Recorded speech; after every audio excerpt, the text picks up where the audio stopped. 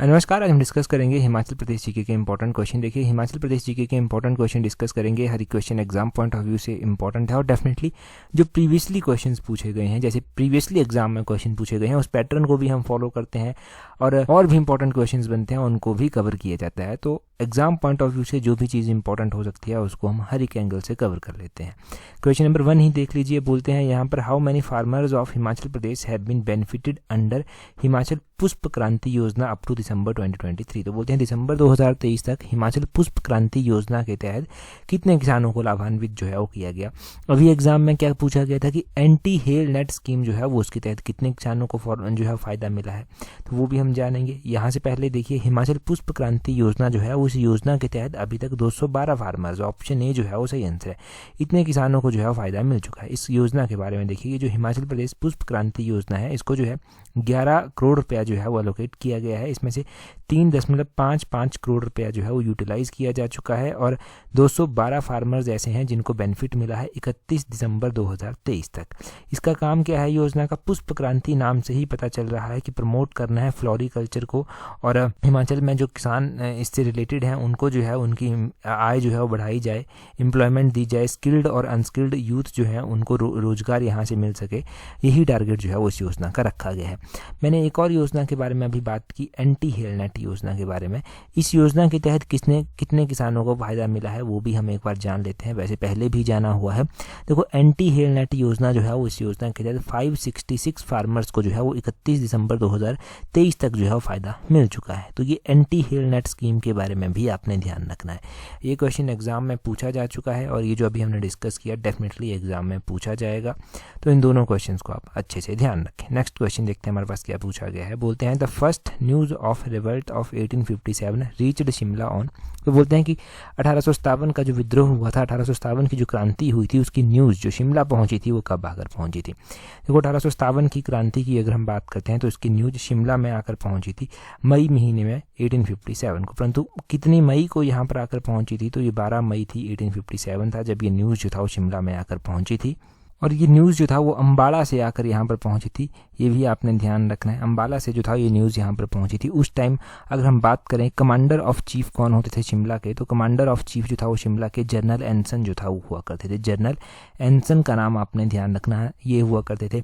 अगर हम बात करें डेप्यूटी कमिश्नर शिमला के कौन होते थे, तो विलियम हे जो था वो उस टाइम डेप्यूटी कमिश्नर जो था वो हुआ करते थे। डेप्यूटी कमिश्नर और commander of chief, commander in chief of Shimla जो था वो कौन थे? ये दोनों ही क्वेश्चन एग्जाम में पूछे जा चुके हैं इस तरह से। अगर हम देखो 1857 रिवल्ट की बात कर रहे हैं तो ओवरऑल इंडिया में, क्योंकि लाइट सर्विस की आप तैयारी कर रहे हैं, बाकी एग्जाम्स की आप तैयारी कर रहे हैं, तो हिस्ट्री का क्वेश्चन यहाँ से बनता ही बनता है। 1857 की क्रांति की अगर हम बात करते हैं तो देखो 1857 की क्रांति जो था ये देखो मई महीने में जो था वो मेरठ से आरंभ जो था वो हो गई थी और बड़ी ही शीघ्रता के साथ जो था ये सारे इंडिया में जो था वो फैल गई थी, बहुत सारे क्षेत्रों में फैल गई थी।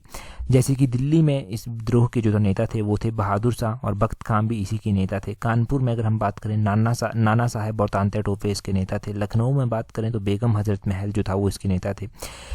झांसी में अगर हम बात करें तो रानी लक्ष्मीबाई थी। ग्वालियर में बात करें तो तांत्या टोपे थे। जगदीशपुर में बात करें तो कुंवर सिंह थे, अमर सिंह थे, ये दोनों जो था वो इसके नेता थे। फैजाबाद में बात करें तो मौलवी अहमदुल्ला जो था वो इसके नेता थे। इलाहाबाद में बात करें तो लियाकत अली इसके नेता थे। बरेली में बात करें तो खान बहादुर इसके नेता थे। कौन कौन से क्षेत्र, कौन कौन सी रियासत में इसका नेता कौन था, या फिर जहां पर केंद्र बने थे वहां पर इसका नेता कौन था, इसको लीड कौन कर रहा था, ये आपको पता होना चाहिए। जैसे कि मैंने बता दिया, दिल्ली, कानपुर, लखनऊ, झांसी, ग्वालियर, जगदीशपुर, फैजाबाद, इलाहाबाद, ये आपने ध्यान रखना है। इसके ऊपर जो है वो कुछ बातें भी कही गई, कुछ मत भी जो था वो इतिहासकारों के द्वारा बनाए गए। इसको जो है वो 1857 का विद्रोह स्वतंत्रता संग्राम का नहीं था, ये किसके द्वारा कहा गया? तो 1857 का विद्रोह स्वतंत्रता संग्राम का नहीं था, ये मत जो था वो आरसी मजूमदार का था। इस तरह से भी क्वेश्चन पूछा गया है एग्जाम में कि किसका क्या मत था, ये आपने ध्यान रखना है कि ये 1857 का विद्रोह जो था वो स्वतंत्रता संग्राम का नहीं था, ये आरसी मजूमदार का एक मत था।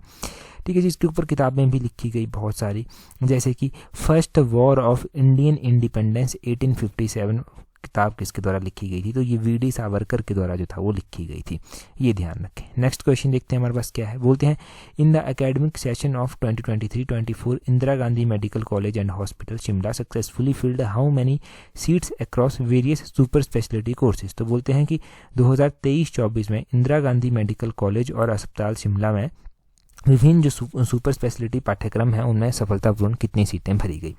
ये जो अलग अलग सुपर स्पेशलिटी कोर्स जो है वो चलाए गए हैं, सुपर स्पेशलिटी कोर्स, तो इनमें जो है वो टोटल 7 सीटें जो है वो भरी गई। ऑप्शन बी जो है वो सही आंसर है। अब आप कहेंगे कि ये सीटों का क्वेश्चन भी इंपॉर्टेंट है, मोस्ट इंपॉर्टेंट है मैं कहूँगा, क्योंकि पेपर 1 का पैटर्न देखिए, पब्लिक सर्विस कमीशन ने ये क्वेश्चन पूछा है, इस तरह का क्वेश्चन पूछा है। ये तो नहीं पूछा है परंतु इस तरह का क्वेश्चन पूछा है। पहले आप इस क्वेश्चन को डिटेल से देखिए, क्वेश्चन क्या पूछा था वो भी मैं आपको बताऊँगा। देखो 2023-24 में IGMC यानी कि Indira Gandhi government medical college में जो है हॉस्पिटल जो है, यहाँ पर सक्सेसफुली 7 जो है वो वेरियस सुपर स्पेशलिटी कोर्सेज में सीटें भरी गई। इसके अलावा डॉक्टर राजेंद्र प्रकाश गवर्नमेंट मेडिकल कॉलेज जो टांडा डिस्ट्रिक्ट कांगड़ा में स्थित है, वहाँ पर 4 सीट्स जो है वो भरी गई diplomat of national board super speciality courses में, और ये आपने ध्यान रखना है। और इसके साथ 2 सीटें जो हैं वो भरी गई DNB न्यूरोलॉजी और BNB कार्डियोलॉजी की, ये भी आपने ध्यान रखना है। इस डेटा को तो यहाँ से एक एक पॉइंट को, एक एक लाइन को नोट कर लेना, अगर पूछा गया ना ये क्वेश्चन तो यहीं से बनेगा। अच्छा, हम और भी यहाँ से थोड़ी सी बात कर लेते हैं। क्या बात करते हैं हम यहाँ से? हम बात कर लेते हैं कि हिमाचल प्रदेश में जो क्वेश्चन पूछा गया था एग्जाम का इस तरह सा, वो क्या पूछा गया था। देखो, बैचलर ऑफ डेंटल सर्जरी की और मास्टर ऑफ डेंटल सर्जरी की सीट्स जो था वो भरी गई गवर्नमेंट और प्राइवेट सेक्टर में, वो कितनी भरी गई? देखो हम बात करें तो 295 जो है वो बैचलर ऑफ डेंटल सर्जरी की, और 100 सीटें जो है वो मास्टर ऑफ डेंटल सर्जरी की भरी गई गवर्नमेंट और प्राइवेट कॉलेजेस में हिमाचल प्रदेश में। ये आपने ध्यान रखना है। 295 और 100 का आंकड़ा भी ये इंपॉर्टेंट है। Bachelor of dental surgery BDS जिसको कहते हैं, BDS हो गया, और जो मास्टर ऑफ डेंटल सर्जरी है जिसको MDS कहते हैं, वो भी आपने ध्यान रखना है। 100 सीटें उसकी भरी गई। तो ये क्वेश्चन ऐसे बन सकते हैं यहाँ पर। आगे क्या बोलते हैं? आगे बोलते हैं identify the rank of Chamba in district good governance index 2021, theme essential infrastructure index from the following. तो बोलते हैं कि निम्नलिखित में से जिला सुशासन सूचकांक 2021, इसका विषय दिया गया है आवश्यक अवसंरचना सूचकांक में चंबा जिले का कौन सा रैंक रहा। देखो यहाँ पर ना क्वेश्चन पूछने का अलग अलग तरीका है। एक तो तरीका है कि डिस्ट्रिक्ट गुड गवर्नेंस इंडेक्स पूछ लिया गया आपके साथ ओवरऑल रैंक। ओवरऑल तो चंबा जिले का क्या रैंक था? ओवरऑल चंबा जिले का 6ठा रैंक जो था वो था। ये क्वेश्चन पूछा गया। अगर पूछ लिया गया कि एसेंशियल इंफ्रास्ट्रक्चर इंडेक्स में चंबा का क्या रैंक था, तो चंबा का 8वां रैंक था। ऑप्शन सी जो है वो सही आंसर है। चंबा का 8वां रैंक था। हम बात करते हैं एसेंशियल इंफ्रास्ट्रक्चर इंडेक्स की। एसेंशियल इंफ्रास्ट्रक्चर इंडेक्स की हम बात करते हैं तो इसमें कांगड़ा जिले का जो है वो 2nd नंबर रहा।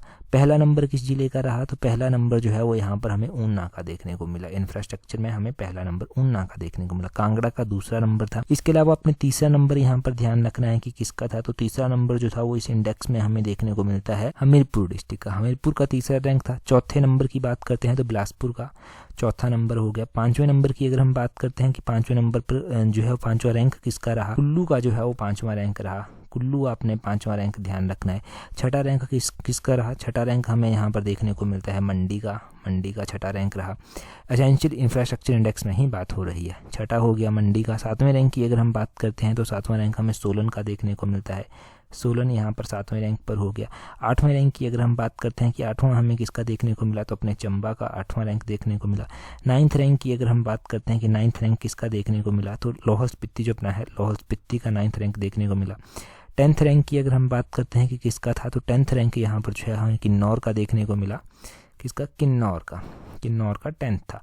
और हमारे पास 11वें नंबर पर जो था वो शिमला था। शिमला 11वें नंबर था, 11वें पर। और एक जो 12वां नंबर बच जाता है वो सिरमौर का था। सिरमौर का 12वां नंबर था।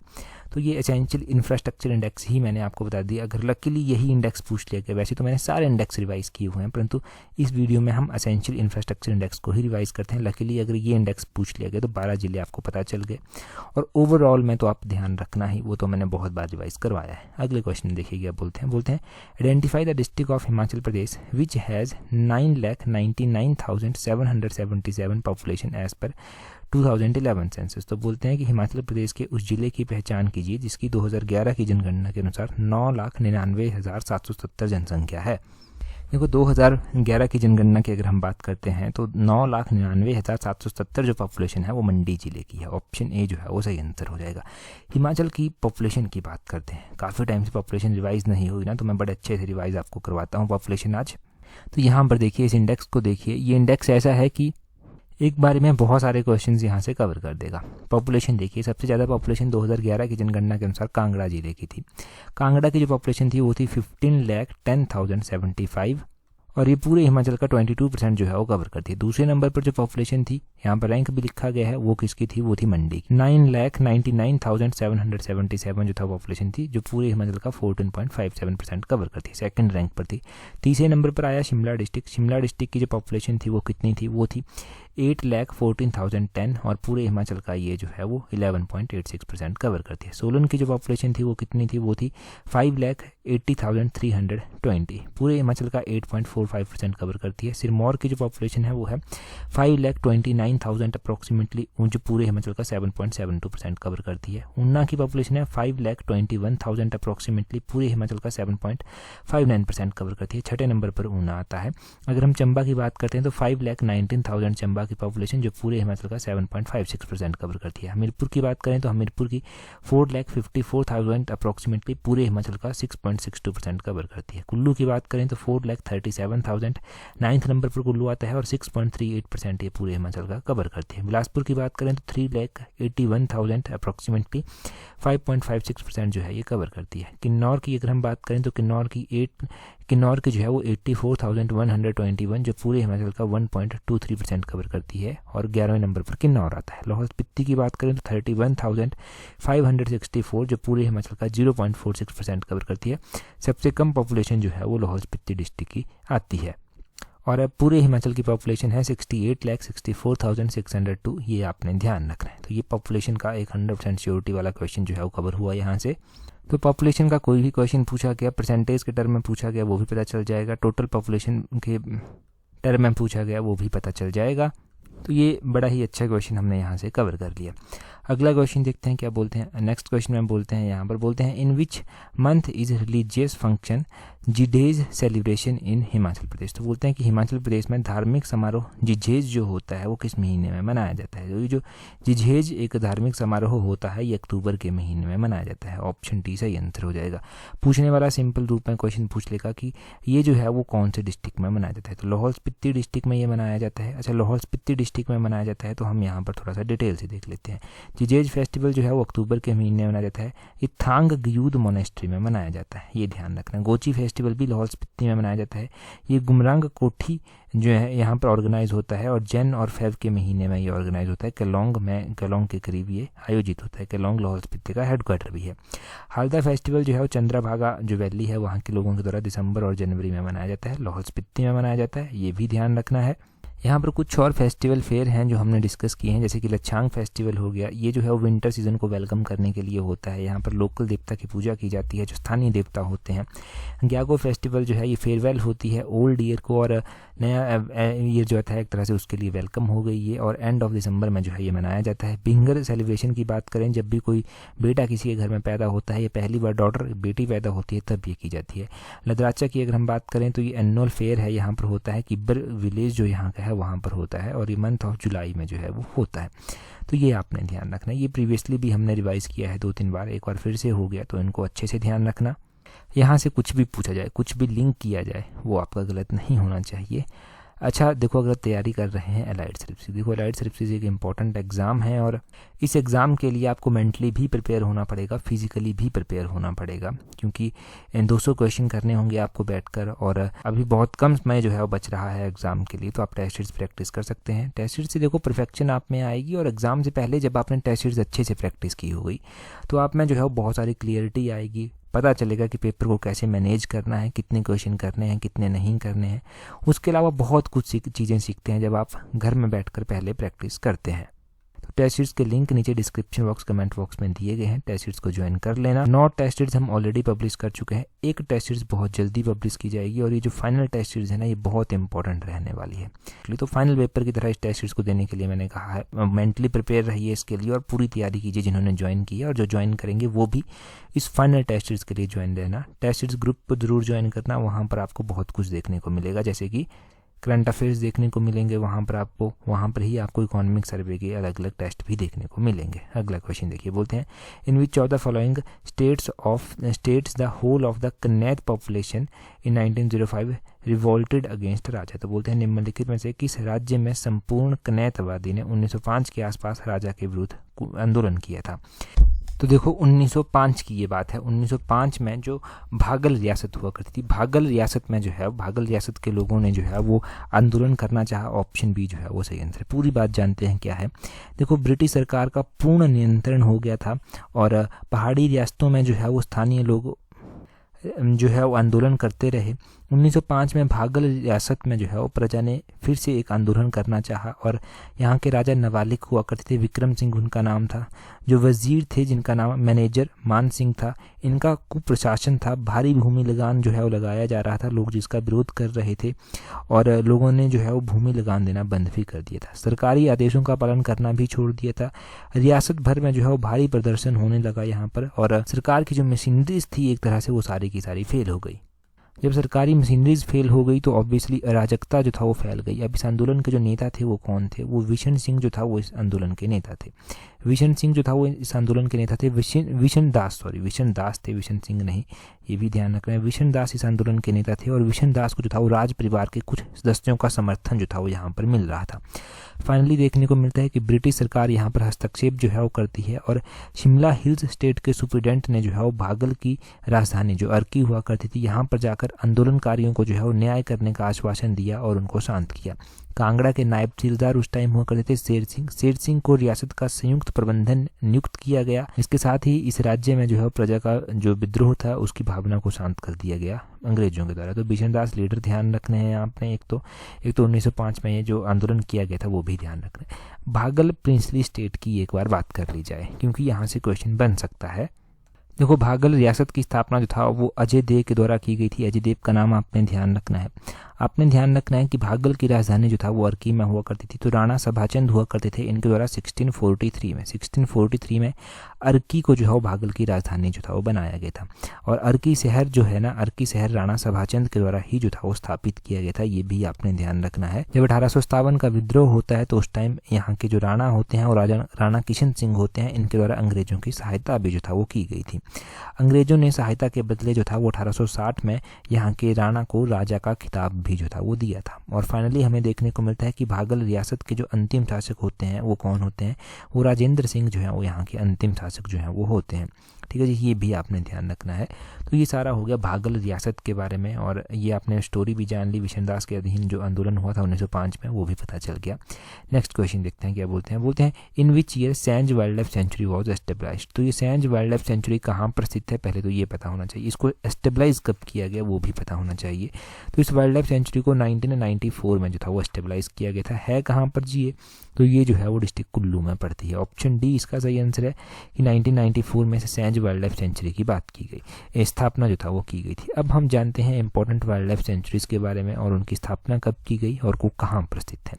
जैसे कि किब्बर वाइल्ड लाइफ सेंचुरी जो कि हिमाचल प्रदेश की सबसे बड़ी वाइल्ड लाइफ सेंचुरी है। इन टर्म ऑफ एरिया 1992 में किब्बर वाइल्ड लाइफ सेंचुरी को जो था वो स्थापित किया गया था।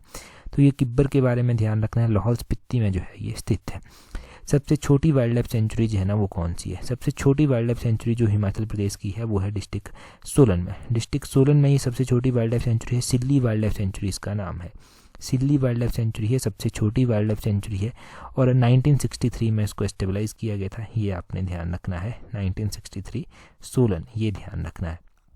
तो इन टर्म ऑफ एस्टेब्लाइजमेंट ये 3 वाइल्ड लाइफ सेंचुरीज पहले आपको ध्यान रखनी है। अभी हम यहाँ से डायरेक्टली बात करते हैं कौन सी वाइल्ड लाइफ सेंचुरी कहाँ पर स्थित है। जैसे कि हो गया बंदली वाइल्ड लाइफ सेंचुरी मंडी में स्थित है, नारगू वाइल्ड लाइफ सेंचुरी मंडी में स्थित है, तुंधा वाइल्ड लाइफ सेंचुरी चंबा में स्थित है, सेचू तुना नाला वाइल्ड लाइफ सेंचुरी जो है चंबा में स्थित है, कुक्ती वाइल्ड लाइफ सेंचुरी चंबा है, गांगुली वाइल्ड लाइफ सेंचुरी है वो भी चंबा में स्थित है, कलाटॉप जो खजियार वाइल्ड लाइफ सेंचुरी है वो भी चंबा में ही जो है वो स्थित है। कुल्लू की वाइल्ड लाइफ सेंचुरीज में जो है वो Sainj wildlife century Kullu में जो है वो आ जाती है, खोखन वाइल्ड सेंचुरी कुल्लू में आ जाती है, कमर वाइल्ड लाइफ सेंचुरी कुल्लू में आ जाती है, वो आपने ध्यान रखना है। तीर्थन वाइल्ड लाइफ सेंचुरी है वो भी कुल्लू में ही जो है वो आती है। तो ये हमने डिस्कस कर लिया कुल्लू, चंबा, मंडी, इतने डिस्ट्रिक्ट आप यहाँ से ध्यान रखिए फिलहाल तो इनकी वाइल्ड लाइफ सेंचुरी। और 3 जो इंपॉर्टेंट एस्टेब्लाइजमेंट हमने डिस्कस की, रिवाइज की, वो ध्यान रखनी। देखो एस्टेब्लाइजमेंट ये ध्यान रह गई ना तो मतलब 1-2 नंबर का क्वेश्चन यहाँ से बन ही जाएगा। 3 ही हम जानते हैं यहाँ से। अगला क्वेश्चन देखिए क्या बोलते हैं in which year Bhawani Dutt Shastri honoured with Pahari Samman. तो बोलते हैं भवानी दत्त शास्त्री को पहाड़ी सम्मान कब दिया गया था। तो इस तरह का क्वेश्चन पूछा जाता है एग्जाम में, और ये है भी हमारा एलाइड की टेस्ट सीरीज का क्वेश्चन। शायद टेस्ट सीरीज नंबर 9 में ये क्वेश्चन आपको देखने को मिल जाएगा, ये टेस्ट सीरीज नंबर 5 में ये क्वेश्चन होगा, इनमें से ही किसी टेस्ट सीरीज में है। अभी हम बात करते हैं यहाँ पर क्या कि भवानी दत्त शास्त्री को पहाड़ी सम्मान से जो है वो कब सम्मानित किया गया था। तो इनको 1988 में जो है वो पहाड़ी सम्मान से सम्मानित किया गया था। ऑप्शन डी जो है वो सही आंसर है। अब 1988 में इनको पहाड़ी सम्मान दिया गया। चलो सही बात हो गई कि इनको पहाड़ी सम्मान मिल गया, 1988 में मिल गया, परंतु इनके बारे में और भी क्वेश्चंस आप एग्जाम में अलग अलग टाइम में बनते हैं। देखो भवानी दत्त शास्त्री संबंध कहाँ से रखते हैं। तो भवानी दत्त शास्त्री जो है वो एक अध्यापक हुआ करते थे और 1911 में इनका जन्म हुआ। मंडी के ये भूतपूर्व अध्यापक जो था वो हुआ करते थे, ये भी आपने ध्यान रखना है। और इनको जो है वो संस्कृत, हिंदी, उर्दू, अंग्रेजी, मंडयाली, डोगरी भाषाओं के विद्वान के रूप में भी जो है वो जाना जाता है। अब इंटेलिजेंस कैसे पता चलती है। देखो इनके द्वारा जो है ना श्रीमद् भागवत गीता का मंडयाली में अनुवाद भी किया गया था और शुद्ध मंडयाली में इन्होंने रचना कर डाली थी, ये कहा जाता है गीता की। अब देखो 1988 में इनको जो था वो सम्मानित किया गया पहाड़ी सम्मान से। 1989 में इनको जो है वो सम्मानित किया गया था चूड़ामणि सम्मान से। कौन से सम्मान से, यहाँ पर मैं लिख देता हूँ। इनको जो है वो चूड़ामणि सम्मान से जो है वो सम्मानित किया गया था, ये चूड़ामणि सम्मान 1989 में। वर्ष 2000 की बात है, वर्ष 2000 में इनको जो था वो विद्या रत्न दिया गया। 1994 में जो है वो हिमाचल शिखर सम्मान भी इनको दिया गया था, ये मोस्ट इंपॉर्टेंट है। हिमाचल शिखर सम्मान, ये आपने ध्यान रखना है, हिमाचल शिखर सम्मान है ये, जो इनको 1994 में दिया गया था। और आपने ध्यान रखना है कि वर्ष 2008 में इनका निधन जो था वो हुआ था, 2008 में इनका निधन हो गया था, इतना ध्यान रखें।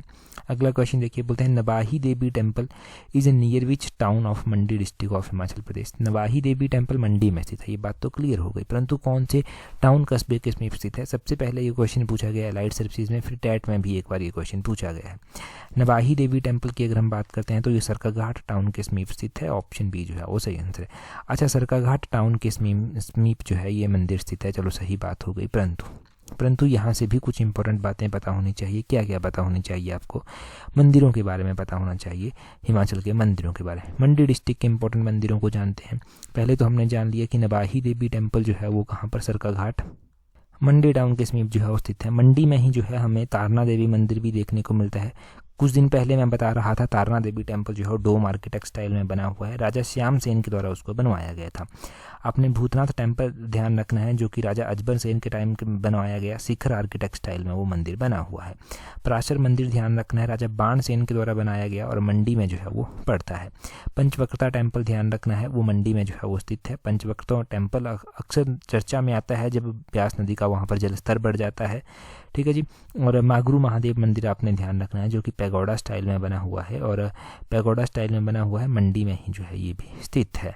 तो मंडी के टेम्पल्स के बारे में इतना पता चल गया, ठीक है जी, एनफ है, इतना याद रह गया। अगर चीज़ें तो सारी आपने पढ़ी ही हैं, परंतु टाइम टू टाइम रिवीजन इनका हो रहा है। ऊपर से अगर आप पेपर 1 की तैयारी कर रहे हैं, कोई भी एग्जाम है जिसका पेपर 1 है, वहाँ पर भी काफ़ी डिफिकल्टी हो रही है, तो उसके लिए भी आप टेस्ट सीरीज प्रैक्टिस कर सकते हैं। टेस्ट सीरीज के लिंक नीचे डिस्क्रिप्शन बॉक्स, कमेंट बॉक्स में दिए गए हैं। टेस्ट सीरीज ज्वाइन करने के बाद टेस्ट सीरीज का ग्रुप जरूर ज्वाइन कर लेना। क्वेश्चन देखिए जी, क्वेश्चन मोस्ट इंपॉर्टेंट क्वेश्चन है। उसके बाद लास्ट में हम अलग से रिवीजन भी करेंगे एक टॉपिक को लेकर। बोलते हैं यहाँ पर मुख्यमंत्री वन विस्तार योजना वॉज लॉन्च्ड इन। तो बोलते हैं मुख्यमंत्री वन विस्तार योजना कब शुरू हुई थी। इससे पहले का जो मिशन एलाइड का पार्ट था वहाँ पर पहला ही क्वेश्चन डिस्कस हुआ था। जल्दी से कमेंट करके आप आंसर बता दीजिए। टेलीग्राम पर ज्वाइन नहीं किया है तो अपने टेलीग्राम से @allexam31 इस तरह से सर्च करना, आपको हमारा टेलीग्राम चैनल मिल जाएगा। आज का टॉपिक बड़ा ही छोटा सा टॉपिक है और बड़ा ही इंपॉर्टेंट सा टॉपिक है।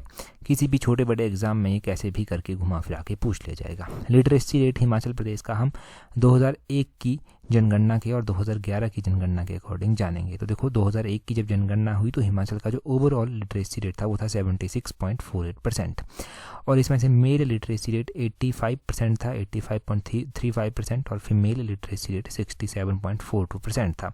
और 2011 की जब जनगणना हुई तो हिमाचल का ओवरऑल लिटरेसी रेट 82.80 था, मेल लिटरेसी रेट 89.53% था, फीमेल लिटरेसी रेट 75.93% था। तो ये आपने लिटरेसी रेट के बारे में ध्यान रखना है। ये लिटरेसी रेट था हिमाचल प्रदेश का 2001 और 2011 की जनगणना के अनुसार। देखो जो इतना पता चल गया ना आपको, तो इतना पता चल गया तो ये इंपॉर्टेंट है सारा का सारा डाटा। अब डिफरेंस आपके लिए पूछ लिया गया कि 2001 से 2011 की जो जनगणना थी डिफरेंस कितना था, वो भी आप बता पाएंगे। मेल का पूछ लिया गया, फीमेल का पूछ लिया गया, वो भी आप बताएंगे। क्वेश्चन का फॉर्मेट कुछ भी हो सकता है, बस आपको क्वेश्चन पता होना चाहिए, डाटा पता होना चाहिए, डाटा याद होना चाहिए। इतना ही था आज की वीडियो में। That's all for today. Thank you very much for watching and listening it very patiently.